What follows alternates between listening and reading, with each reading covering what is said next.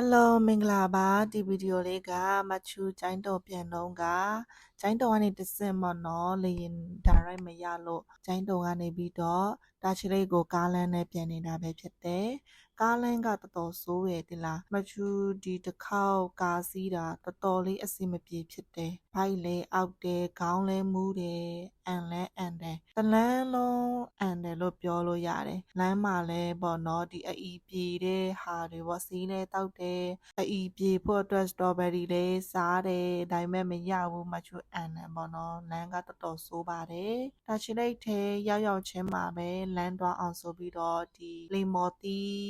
အသီးစစ်စစ်နဲ့ဖြော်တဲ့ဆိုင်ပေါ့နော်အဲ့ဒီဆိုင်ကနေပြီးတော့လေမော်တီဖြော်ရည်ကိုဝယ်တောက်ပါတယ်ရတာကတော်တော်ကောင်းတယ်အသီးစစ်စစ်နဲ့ပဲဖြော်တာဆိုတော့လေနေ့လယ်စာကိုတော့မချူတို့ဒီတက်ချီလိတ်ထဲကအခါရိုးရာစားတောက်ဆိုင်ထဲမှာစားဖြစ်ခတ်ပါတယ်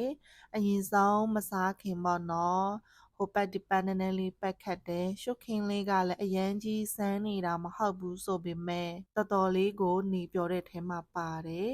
ဆိုင်နာမည်ကအခါရိုးရာစားတောက်ဆိုင်ပါမချူဒီဗီဒီယိုစစရိုက်တုန်းကမမေ့သေးတယ်သူရဲ့ location တွေပေါ့နော်အခုကနည်းနည်းကြာသွားပြီဆိုတော့လေမမှတ်မိတော့ဘူးတချီလိတ်မြို့ထဲကနေပြီးတော့ဘယ်လိုသွားရင်ရောက်တယ်ကားကိုဘယ်နှစ်နာရီမောင်းခဲ့တယ်အဲ့ဒီဟာတွေမမှတ်မိတော့ဘူးပေါ့နော်နည်းနည်းကြာသွားပြီဆိုတော့အခါရိုးရာစားတောက်ဆိုင်ဆိုပေမဲ့လေမချူတို့ကအိမ်မှာ10ရက်လောက်နေခဲ့တော့ရိုးရာအစားအစာတွေစားတာနည်းနည်းဆက်သွားတော့လေဒီတစ်ခါတော့မချူတို့ထိုင်းစတိုင်စားဖြစ်တယ်ရိုးရာဟင်းကတော့2မျိုး3မျိုးပါတယ်ကျန်တဲ့ဟာကတော့ထိုင်းအရသာလေးနဲ့မှာဖြစ်ပါတယ်မနက်စာလည်းမစားထားတော့လေတလန်းလုံးကလည်းကားတွေမူလိုက်အန်လိုက်နဲ့ပင်ပန်းထားတော့နေ့လယ်စာကိုတော့အရသာရှိရှိလေးနဲ့စားတော့ခက်ပါတယ်မန်နူးတွေကတော့မချူမမီတလောက်ပြောပြမယ်နော်ဈေးဘဲဥတုပ်ပါတယ်မချူဈေးဘဲဥတုပ်ကြိုက်တယ်ဒါပေမဲ့လေအခုလာချတော့ဈေးဘဲဥတုပ်ကအမဲရောင်ဖြစ်နေတယ်မချူကအမဲဖဲဒီရွှေရောင်ပေါ့နော်အကြည်ရောင်လေးကိုပိုကြိုက်တယ်ဘာကွာလဲတော့မတိဘူးအမဲရောင်ကိုမချူသိမကြိုက်ဘူး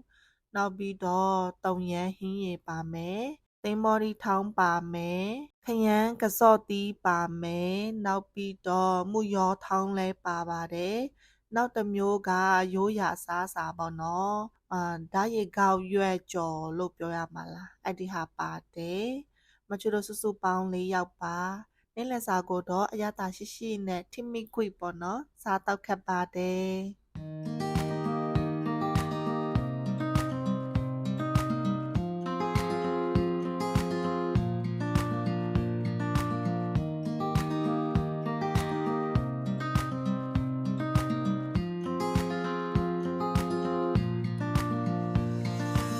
ကျိုင်းတုံကနေပြီးတော့ရန်ကုန်ကိုနှိတ်ချင်းပြန်ရမှာဆိုတော့လေမချူတို့တာချီရိတ်မှာတော့ခဏလေးပဲဝင်နာခက်ပါတယ်နေ့လယ်စာလေးပဲစားလိုက်တာပေါ့နော်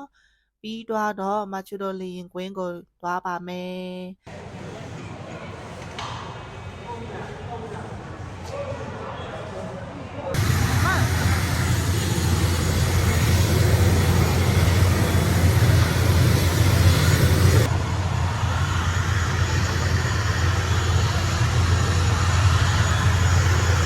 ရန်ကုန်ကိုတော့မချူတို့ည9နိုင်10နိုင်လောက်မှပြန်ရောက်တော့မယ်နဲ့တူပါတယ်